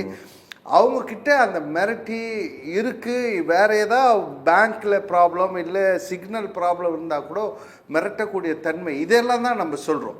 இதெல்லாம் தான் அவர் மாண்புக்கு முதல்வர் பிரதமர் அப்படின்னு சொல்றாரு. இதை தடுக்க தான் நான் தொடர்ந்து மாநில அரசு முதல்வரை என்ன கேட்கிறேன், ஒரு ரிட்டையர்ட் நீதி அரசரோ இல்லை ஒரு IAS ஆஃபீஸரோ ஒரு அதிகாரியை நியமித்து இதை விசாரணை பண்ண, இந்த தவறுகள், இந்த மாதிரி தவறுகள். இப்போ விபத்து பார்த்தீங்கன்னா மோர் தென் 52% விபத்து டோல் ரோட்ல தான் ஆகுது. நிறைய விபத்து, ஒரு விபத்து ஆனால் போதும். இப்போ திருச்சி சென்னை வந்து திருச்சின்றது அடுத்த ஒரு, அதாவது ஒரு சிட்டி, நம்ம தமிழ்நாடு அடுத்ததான் சென்னை மாதிரி உருவாக்கணும்னு நினைக்கிறேன். ஆனால் இன்னைக்கும் அந்த ரோடு அகலப்படுத்தாது இப்போ தான் பண்ணுறாங்க. சென்னை திருச்சி ரோடு தான் மிக முக்கியமான ரோடு, அது பழைய ரோடு. அவர் சொல்றாரு முந்தைய காலத்துல இருந்த விட இப்போ அந்த சாலை போக்குவரத்து வசதிகள் எல்லாம் கூடி இருக்கின்றாரு. ஆனா அதே சமயத்துல கட்டணங்களும் கூடி இருக்குல்ல. கட்டணம் நீங்க ஆண்டுக்கு 2 முறை உயர்த்துறீங்க, அது டோல்ல ஒண்டி தான் இது மாதிரி 200% மேல உயர்த்திக்கிட்டே இருக்கீங்க. அந்த உயர்த்ததுக்கான எந்த முகாந்திரமும் இல்லை. அந்த ஒர்க்கருக்கு தான் கொடுக்கணும். பில்ட் ஆப்ரேட் டிரான்ஸ்ஃபர், வெறும் கலெக்ஷன் ஏஜென்ட் கூட. இது தொடர்ந்து நம்ம இதில் சொல்லிகிட்டே இருக்கிறேன். அதை வந்து வருகிற செப்டம்பர் 1 ஏற்றுவாங்க. அதை ஏற்றக்கூடாதுன்றது தான் இப்போ அடுத்த போராட்டமாக அனைவரையும், எல்லா ஆளும் கட்சியை சேர்ந்தவங்க கூட எல்லாரும் சேர்ந்து அதை உயர்த்தக்கூடாதுன்ற இதுவே நம்ம கொண்டு வர போகிறோம். அதுக்கான ஒரு குழு அமைச்சு அதுக்காக இப்போ நாங்கள் omni bus, lorry owners, mister Velmurugan போன்றவர்களாம் பேசிகிட்டு இருக்கிறோம். அடுத்த வர 1ல் ஏற்றக்கூடாது. ஏன் ஏற்றணுன்றது தான் நம்ம முழக்கமே, அதை தான் நம்ம கேட்க போகிறோம். அதனால் இந்த டோலில் வந்து இருக்கக்கூடிய பிரச்சனைகள் வந்து நிறைய இருக்குது. அதை நாங்கள் டோலுக்கு வந்து கிடையாது, பணம் வந்து ஃபாஸ்டேக்கில் எடுத்துகிறாங்க. இப்போது வாலாஜா டு வானகரம் 96 கிலோமீட்டர் 2013 போட்ட ரோடு இன்னைக்கு வரைக்கும் இன்கம்ப்ளீட். அவர் அண்ணன் பதில் சொல்லுவாரா அதுக்கு? இன்னைக்கு வரைக்கும் இன்கம்ப்ளீட். ஆனால் பல மேம்பாலங்கள்லாம் பல ஆண்டுகளாக கட்டப்படாம அப்படியே இருக்கு. பணம் வசூல் மட்டும் நடந்துகிட்டே இருக்கு. நீங்க அந்த ரோடு போங்க, நாங்கெல்லாம் இங்க பழகிட்டோம், எங்களுக்கு இங்க போனா ரோடு இங்க முடியுதுன்னு நாங்க ஸ்லோ பண்ணிட்டோம். வெளியூர்ல இருந்து வர வண்டிங்கெல்லாம் அந்த டைவர்ஷன் இருக்கிற இடத்துல போய் பாருங்க, கண்ணாடி தூள் ஒரு இடத்துலயும் இருக்கு. ஒரு இடத்துல டைவர்ஷன்ல இருக்கு. ரோடு அகலம் பண்ணிட்டா பார்த்தா பிரச்சனை, அகலம் பண்ணிட்டா பிரச்சனை. அங்கே வந்து 2013 100% 15 to 20% உயர்த்தி அந்த டோல் ரோடை எஸ்எல்னு ஒரு நிறுவனத்துக்கு கொடுத்தாங்க. 2013 10 வருஷம் 12 வருஷம் ஆகும். இன்னைக்கு வரைக்கும் வசூல் பண்ணுறாங்க. அந்த பணத்துல அந்த ரோடை போட்டுலாம், இன்னைக்கு நிறுத்திடலாம். இன்னும் இன்கம்ப்ளீட் அந்த ரோடு. அது மாதிரி ரெட் ஹில்ஸ் இப்போ மதுரவாயில் அண்ணன் சொன்னாங்கல்ல, அந்த ரோடு வந்து சிட்டிக்கு கொடுத்துடணும். அந்த road Maduravoyal to Tambaram road இப்போ பஸ்ஸு நிறுத்த அலோவ் பண்ணியிருக்காங்க. மக்கள் ஒரு சர்வீஸ் ரோடே இல்லை, ஒரு இன்கம்ப்ளீட் ரோடு. அது காலமே முடிஞ்சு வசூல் ஆயிட்டு ஒரு நாளைக்கு 15 to 20 லட்சம் வசூல் பண்றாங்க. It's incomplete road. இதை தான் நாங்கள் கேட்குறோம். இது மாதிரி வழிநெடுகள் இருக்கு. இங்கே தமிழ்நாட்டில் சிறிய பிரச்சனை, வெளி மாநிலத்தில் அடிச்சு உடைக்கிறது பிரச்சனை இருக்கு இங்கே. ஆகவே இந்த மாதிரி முறைகேடுகள், இந்த மாதிரி இதெல்லாம் கொஞ்சம் சரி செய்யணுன்றதான் எங்களுடைய கோரிக்கை. பேசுவோம், பிரேக் அப்புறம் பேசலாம். ஒரு சிறிய விளம்பர இடைவெளிக்கு பிறகு சத்தியம் சாத்தியமே தொடரும். After admitting, we are very glad that we admitted her here because my daughter, though she is not very high studious girl, we wanted her to be an all-round development, and it has worked out well. எங்களுடைய support என்னைக்கும் உங்களுக்கு உண்டு. அது எங்க குழந்தைங்க. நாங்கள் எப்பவுமே bring your children அப்படின்லாம் எந்த மெசேஜுமே நாங்கள் போடுறதில்ல. நாங்கள் அவர் அப்படிங்கிற வேர்டு தான் யூஸ் பண்ணுவோம். அப்படி இருக்கிறதுக்கு தான் நாங்கள் ஆசைப்படுறோம். Olive Tree Group of Schools, CBSE. Admission open for 2025 to 26 for pre-KG to grade 6 and grade 11. To enroll, contact 75500112.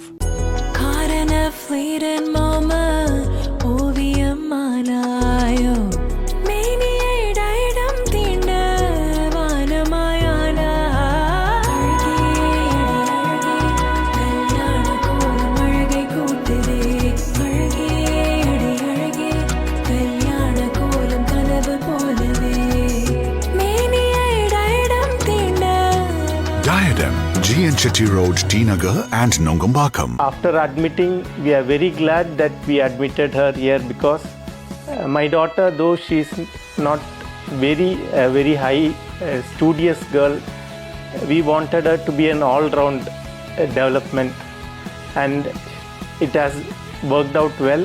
எங்களுடைய சப்போர்ட் என்னைக்கும் உங்களுக்கு உண்டு. அது எங்க குழந்தைங்க. நாங்கள் எப்பவுமே bring your children அப்படின்லாம் எந்த மெசேஜுமே நாங்கள் போடுறதில்ல. நாங்கள் அவர் அப்படிங்கிற வேர்டு தான் யூஸ் பண்ணுவோம். அப்படி இருக்கிறதுக்கு தான் நாங்கள் ஆசைப்படுறோம். Olive Tree Group of Schools, CBSE. Admission open for 2025 to 26 for pre-KG to grade 6 and grade 11. To enroll, contact 755000112. Caught in a fleeting moment, ஓவியமானாயோ மேனியிடம் தீண்ட வானமாயானா அழகே கல்யாண கோலம் அழகை கூட்டுதே அழகே அழகே கல்யாண கோலம் கனவு போலவே மேனியிடம் தீண்ட Diadem, G.N. Shetty Road, T Nagar and Nongambakam. After admitting, we are very glad that we admitted her here because my daughter, though she is not very high studious girl, we wanted her to be an all-round development.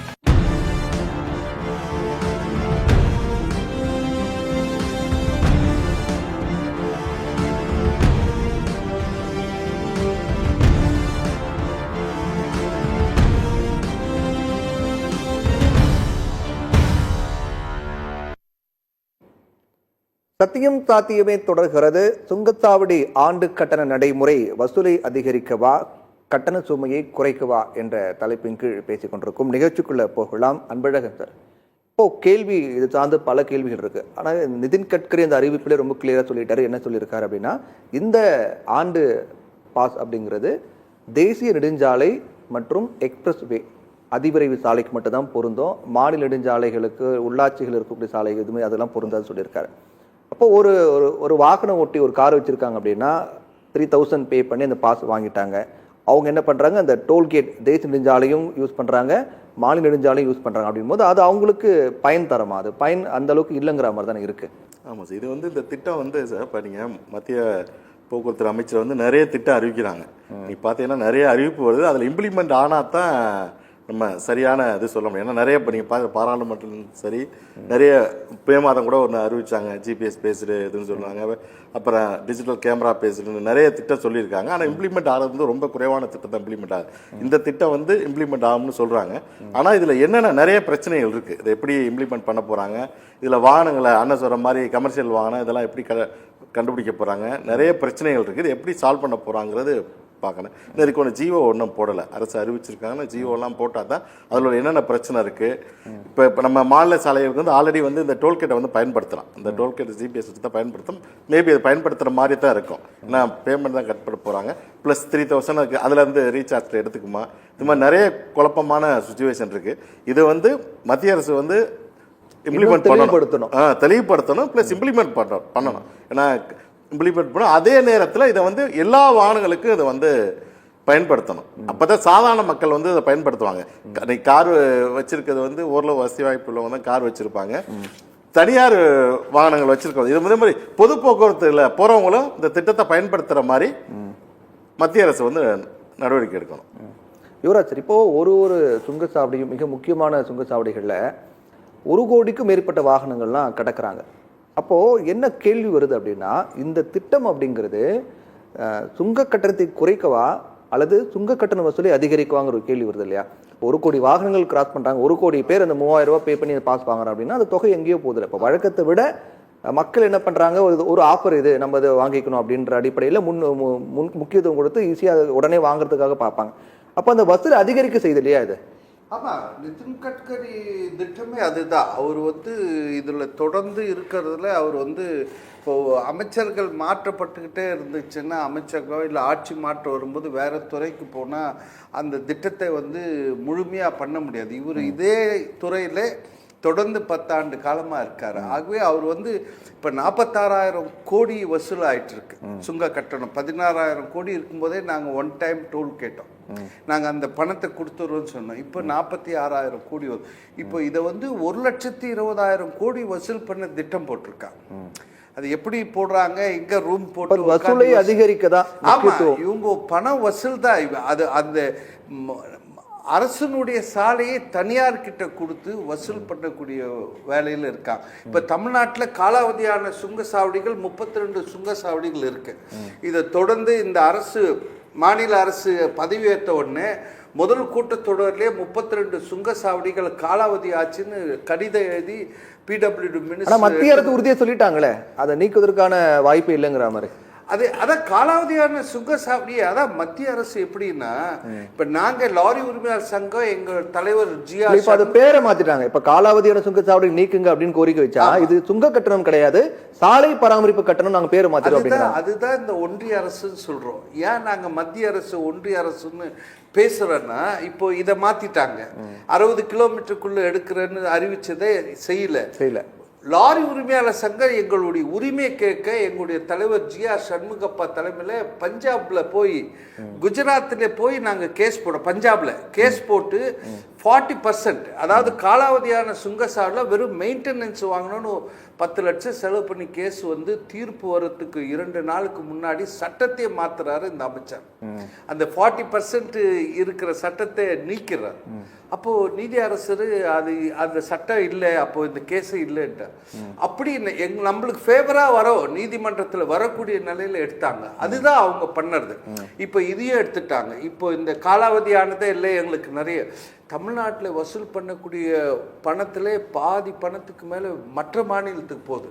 ஆகவேதான் நான் தமிழக முதல்வரை கேட்குறேன், இந்த சுங்கசாவடியை கண்காணிக்க ஒரு குழு அமைக்கணும்.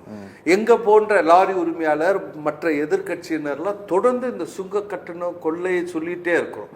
இதுக்காக ஒரு குழு அமைச்சு என்ன நடக்குது, மத்திய அரசு நிறுவனமா இருந்தா கூட விபத்து தடுக்கிற வழியிலாவது ஒரு குழு வைங்க, அல்லது சுகாதாரம் சீர்கேடு முறையா இல்லை அதுக்காக ஒரு குழு அமைங்க. இல்லை இந்த ஃபாஸ்டேக்ல விபத்துகள், சண்டை நடக்குது, ரவுடிசம், இப்படி ஒரு 4-5 முக்கியமான மக்கள் பிரச்சனைக்காக ஒரு வைக்க வேண்டும். ஆனால் இந்த அரசு, தமிழக அரசு, நாங்கள் வந்தால் சுங்க கட்டணும், இந்த காலாவதியான சுங்கசாவடியில் எடுப்புன்னு சொன்னாங்க. இப்போ எலெக்ஷன் வரப்போகுது. இந்த நேரத்திலாவது முதல்வர் ஒரு குழு அமைத்து ஒரு IAS போன்ற அதிகாரி அமைச்சு விசாரணை செய்தால், நாங்கள் சொல்லக்கூடிய, நாங்கள் மட்டும் இல்லை, நீங்கள் பப்ளிக் போய் பாருங்க, பப்ளிக் யாருக்கும் சுங்கசாவடி கிராஸ் பண்ண உடனே நீங்கள் பேட்டி எடுத்து பாருங்க, யாருமே நல்லா சொல்லலை. ஆகவே அந்த துறையை வந்து கண்காணிக்க ஒரு குழு அமைச்சாங்க. அன்பழகன் சார் சொல்றாரு, இதுல இன்னும் கூடுதல் தெளிவு வேண்டும் அப்படிங்கிறாரு. நிறைய குழப்பங்கள்லாம் இருக்கு, கேள்விகள்லாம் இருக்கு, அதை மத்திய அரசு இன்னும் அதை தெளிவுபடுத்தணும் அப்படின்னு சொல்றாரு. பல அறிவிப்புகள் வருது, ஆனா அதை நடைமுறைக்கு படுத்துறது தான், நடைமுறை கொண்டு வரதுலாம் சிக்கல் இருக்கு, அதை நடைமுறைப்படுத்தணும் அப்படின்னு சொல்றாரு. இப்ப இதுவரையிலும் இந்த அறிவிப்புல நம்ம பார்த்த வரைக்கும் தேசிய நெடுஞ்சாலை மற்றும் அதிவிரைவு சாலையில மட்டும் தான் பொருந்தும் அப்படின்னு சொல்றாங்க. மாநில நெடுஞ்சாலையில் இருக்கக்கூடிய டோல்கேட் தான் பொருந்தது அப்படின்றாங்கன்னா, இப்போ ஒரு வாகனம் ஓட்டி இதையும் பயன்படுத்துறது அதையும் பயன்படுத்துறது அப்படின்னும் போது அதுக்கு 3000 ரூபாய் ஆண்டு பாஸ் எடுக்கிறாரு. அப்போ இதுக்கு ஆல்ரெடி இருக்கக்கூடிய அந்த ரீசார்ஜ் பண்ணும்போது ஃபாஸ்டாக்ல டெபிட் ஆகிற அமௌண்ட் போகும் அப்படின் போது இது அவங்களுக்கு ஒரு பயன் இல்லாத ஒரு மாதிரி தான் இருக்கு. நாங்கள் லாரி உரிமையாளர் ஆரம்பத்தில் இங்கே இந்த பக்கம் OMR ரோட்டில் வசூல் பண்ணும்போது எதிர்த்தோம். மாநில அரசு ஒரு OMR போன்ற பகுதியை உருவாக்கும் போது அங்கே நிறைய வருவாய் வரத்துக்காக சாலையை செய்து தரீங்க, இது வசூல் பண்ணக்கூடாது எதிர்த்தோம்.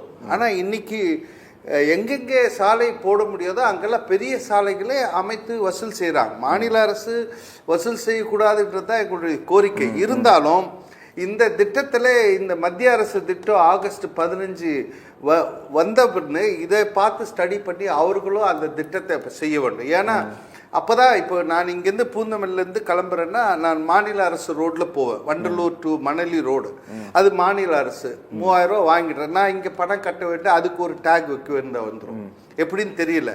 ஆகவே இந்த திட்டம் வந்தால் தான் இதெல்லாம் தீர்க்கப்படும். எங்களுடைய கோரிக்கை என்னன்னா, மாநில அரசும் மத்திய அரசு கொண்டு வர திட்டத்துக்கு கூட இணையா அவர்களும் இந்த மாதிரி ஒரு திட்டத்தை உருவாக்குனா அது மக்களுக்கு பயனுள்ளதா இருக்கும்ன்றது தான் எங்களுடைய கோரிக்கை. செல்வன் சார், இப்போ இந்த பொதுவான சுங்கச்சாவடிகள் பொறுத்த வரைக்கும் அன்பழகன் சாரா இருக்கட்டும், யுவராஜ் சாரா இருக்கட்டும், அவங்க தொடர்ந்து வைக்கக்கூடிய அந்த முக்கியமான விடை என்ன அப்படின்னா, சுங்கச்சாவடிகள் முறையா இருக்கா அப்படிங்கிற கேள்வி வைக்கிறார். இப்ப நீங்க பேசும்போது சொன்னீங்க, கடந்த ஆட்சியின் போதும் தற்போது இருக்கக்கூடிய ஆட்சியின் போதும் ஒப்பிட்டு பாருங்க, தேசிய நெடுஞ்சாலைகள் எந்த அளவுக்கு மேம்பட்டு இருக்கு, சாலை மேம்பாட்டு பணிகள், சாலை வளர்ச்சிகளா எந்த அளவுக்கு முன்னேறி இருக்கு அப்படின்னு நிறைய விஷயம் சொன்னீங்க. ஆனா இன்றைய வரையிலும் பணிகள் முடிக்கப்படாமல் நிறைய இருக்குங்கிறதையும் யுவராஜ் சார் குறிப்பிட்டார். அது ஒரு பக்கம் இருக்கட்டும். ரெண்டாவது, சாலைகள் மேம்பாடு அடையுது, சாலைகள் வளர்ச்சி அடையுது, போக்குவரத்து எளிமையாகுது, இதெல்லாம் ஒரு பக்கம் இருந்தாலும் கூட சுங்க கட்டணம் வசூலிக்கப்படக்கூடிய இடமாக இருக்கக்கூடிய சுங்கச்சாவடி கரெக்டா இருக்காங்கிற கேள்வி வருது இல்லையா? ஒரு டோல்கேட்டை நான் கிராஸ் பண்றதும் போது அதுக்கு அரசு எவ்வளவு தொகை நிர்ணயிச்சிருக்காங்களோ அதுல 1 ரூபாய் கூட குறைவில்லாம நான் கொடுக்குறேன். நீங்க எவ்வளவு தொகையை சொல்றீங்களோ அந்த தொகையில ஒரு 50 பைசா கூட குறையாம நான் கொடுக்குறேன். ஆனா அதே அரசு ஒரு விதிமுறை வச்சிருக்காங்களே சுங்கச்சாவடிகள் இப்படி இருக்கணும் அப்படின்னு, அதுல நிறைய குறைபாடு இருக்குல்ல, அப்ப அதுக்கான கேள்வி நாங்க கேட்போம் இல்லையா? அது சரியா இருக்கா? இல்ல, இந்த குறைபாடுகள் இருக்குங்கிறத அரசு உணர்ந்து அல்லது கண்டுபிடித்து அதை சரி செய்வதற்காக தான் முதல்ல டோல்கேட்ல இப்ப இந்த பாலிசி நோட்டு, இப்போ வந்து கொள்கை அறிவிப்பு அறிவிச்சிருக்காங்க, பாலிசி நோட்டு வந்து அப்ரூவல் ஆயிருக்கு. இப்போ ஆகஸ்ட் 15க்கு பிறகு அது இம்ப்ளிமெண்ட் ஆகுது, அமல்படுத்த போறாங்க. அமல்படுத்தப்பட்ட பிறகு அதுக்கு பிறகு என்னென்ன சிரமங்கள் இருக்கு, இந்த 3000 ரூபாய் ஆனுவல் பாஸ் வாங்கின பிறகு, டோல் பாஸ் வாங்கின பிறகு என்னென்ன பிரச்சனைகள் இருக்கு, இத வந்து அவங்க ஒரு கமிட்டி, எக்ஸ்பர்ட் கமிட்டி நிச்சயமா ரிசர்ச் பண்ணுவாங்க, மானிட்டரிங் பண்ணுவாங்க.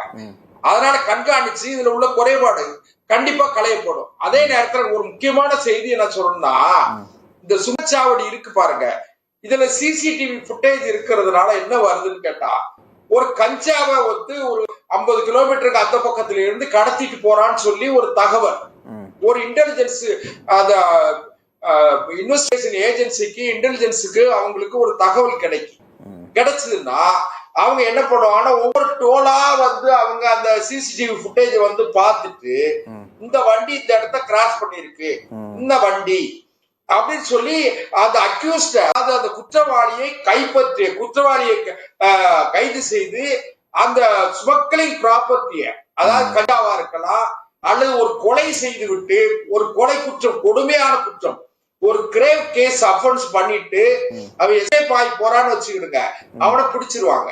இதுக்கு முன்னால ரொம்ப சிரமம், நீங்க ஊர் ஊரா போய் போலீஸ் தேடணும்.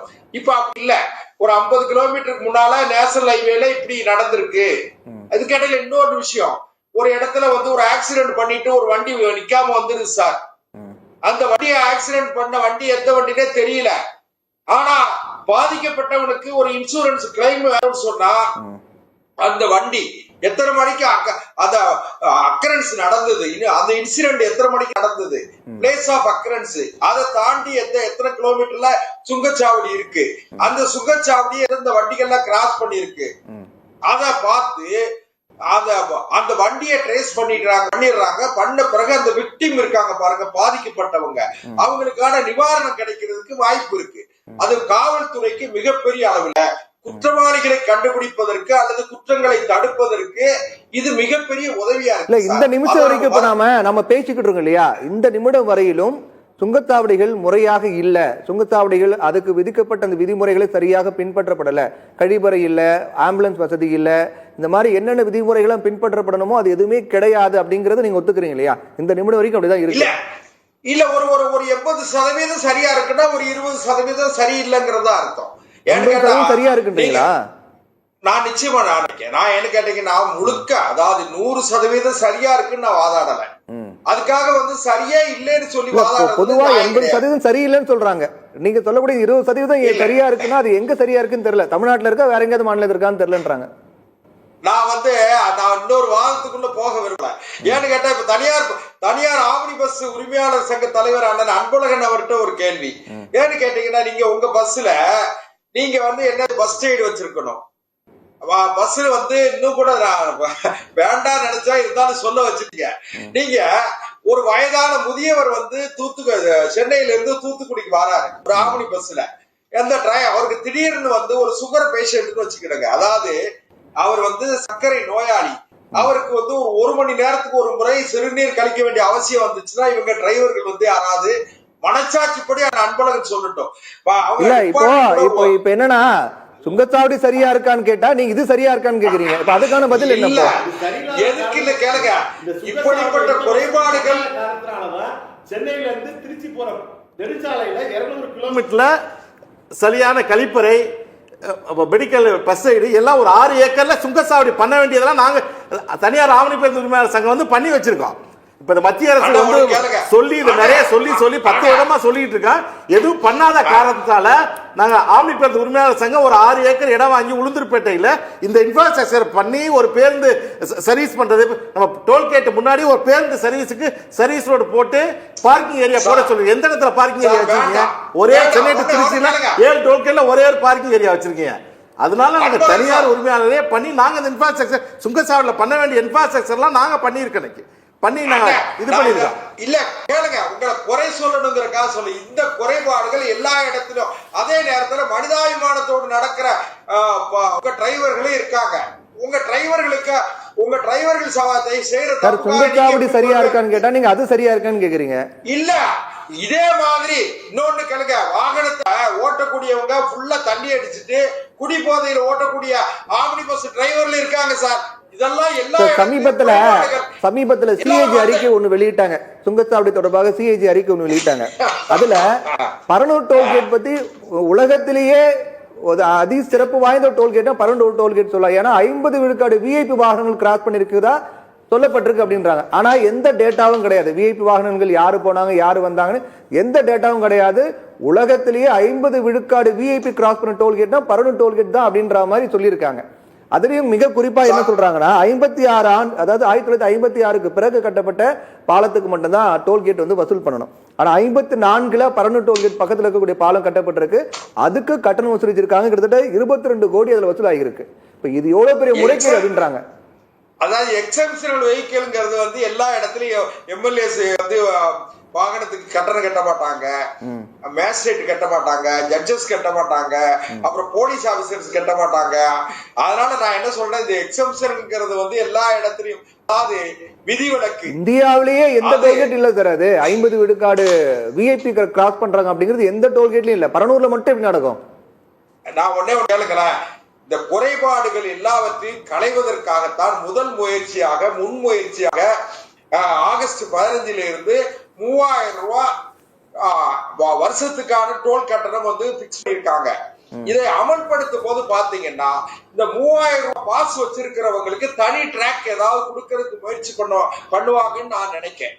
அதாவது 3000 ரூபாய் டோல் பாஸ் வச்சிருக்கிறவங்க நிக்க வேண்டாம், ஒருவேளை அந்த டோல்கேட்லயே கூட 3000 ரூபாய் பாஸ், ஆனுவல் பாஸ் அப்படின்னு சொல்லி அதுக்கு ஒரு டைரக்ஷன் கொடுத்து ஏதாவது பண்ணுவாங்கன்னு நினைக்கிறேன். அதே மாதிரி தனியார் லாரிகளுக்கும், அதாவது சரக்கு போக்குவரத்து லாரிகளுக்கும் சில விதிவிலக்குகளை நிச்சயமாக இந்த ஆண்டு இறுதிக்குள்ளாக நிச்சயமா அண்ணன் யுவராஜும் அண்ணன் அன்பழகன் அவர்களும் சந்தோஷப்படுகிற வகையில், நீங்களும் பாரதிய ஜனதா கட்சியை ஆதரிக்கிற வகையில நடக்கும். அன்பழகன் சார், இப்போ இந்த டோல்கேட் வசூலிப்பதற்கான மிக முக்கிய காரணமே வந்து சாலை மேம்பாட்டுக்காக தான். சாலை மேம்பாடு சரியா இருக்கா? சாலைகள் சரியா இருக்கா? டோல்கேட் வசூலிக்கிறாங்க சரியா? சாலை சரியா இருக்கா? சாலை சரியில்லையே சார். சரி இருந்தால் தான் இப்போ அந்த காசு கொடுக்கறதுக்கு தனியாக அனுபவிச்சோம்னா நம்ம ஏன் அதை சொல்ல போகிறோம்? நான் தான் சொல்லணும், டோல்கேட் முன்னாடி 1.5 மணி நேரத்தில் வர்ற வண்டி இப்போ டோல்கேட்க்கு அப்புறம் 1.5 மணி நேரம் லேட்டாக வருது. நீங்க சென்னையிலேருந்து நீங்கள் திருச்சி போனீங்கன்னு வச்சு எத்தனை இடத்துல பேரிகார்ட் போட்டு ரோட்டை டைவர்ட் பண்ணி விட்டுருக்காங்க. சர்வீஸ் ரோடு நல்லா போட்டு தரேன், காசு கொடுங்கன்னு கேட்குறாங்க. அவங்க கேட்குற காசு நம்ம கொடுக்குறோம். ரோடு நல்லா போட்டாங்களா? இல்லை. நீங்க சர்வீஸ் சாலை எப்படி முறையா போட்டோன்னு சொல்லி போட்டுருங்க. ரோடு ஒரு பைபாஸ் ரோட்ல சர்வீஸ் சாலை எப்படி போட்டுட்டு ரோடு பாலம் கட்டணும் போட்டிருக்காங்க. ஒரு பஸ் தான் போக முடியும். அதனால பல தரப்பட்ட இரவு நேரம் ஃபுல்லா டிராபிக். அந்த ஒரு பாலம் கட்டுறதுக்கு பக்கத்துல ஒரு ரோடு போடுறாங்க. அதனால மட்டுமே கிட்டத்தட்ட 1 மணி நேரம் 2 மணி நேரம் கிட்ட டிராபிக் ஆகி போகுது. அது மாதிரி ஒரு 4-5 இடத்துல நீங்க இப்ப இரவு நேரத்துல ஒரு ஆம்னி பேருந்து ஓட்டுநரை கேளுங்க, இரவு நேரத்துல பேருந்து ஓட்டுறவர்களை கேட்ட. பகல் நேரத்துல போன வாக்குவரத்து குறைவா இருக்கிறதுனால டிராபிக் இல்லாம இரவு நேரத்துல கிட்டத்தட்ட அவ்வளவு டிராபிக் ஆகிப்போம். கிட்டத்தட்ட சென்னை டு திருச்சி போனா 1 மணி நேரம் 2 மணி நேரம் சாதாரண நாட்களை இந்த ரோடு டைவர்ஸ் எல்லாம் நின்று போகுது. பல இடத்துல ரோடே சரி. நீங்க இப்படி சொல்றீங்க பர்னூர் டோல்கேட், பர்னூர்ல இருந்து நீங்க செங்கல்பட்டு அந்த பைபாஸ் தாண்ட ரோடு எப்படி இருக்கு பாருங்க. ரொம்ப மோசமான நிறைய ஆக்சிடென்ட் ஸ்பாட் அது. இறுதி அவங்க கருத்து நிகழ்ச்சி முடிக்கலாம். அதாவது அவர் சுங்க சாவடிகளில் கேமரா இருக்குது, யூஸ்ஃபுல்லாக இருக்குன்றாங்க. நிறைய சுங்க சாவடிகள் தான் இந்த வண்டியில் கேமரா இருந்தோ எங்களுக்கு கொடுக்க மாட்டாங்க. எங்கள் லாரிங்க பின்னாடி ஏறி அங்கேருந்து தான் பைக்கில் போய் வண்டி சுங்கசாவடியில் ஸ்லோ ஆன உடனே ஏறி தார்பாய் அவுத்து எடுக்கக்கூடிய சம்பவங்கள் நடக்குது. நானே எஸ்பி கிட்ட கம்ப்ளைண்ட் கொடுத்துருக்கேன். பாண்டிச்சேரியிலேருந்து இந்துஸ்தான் லிவர் போன்ற பொருட்கள் வரும்போது சுங்கசாவடி தான் ஏறுறாங்க.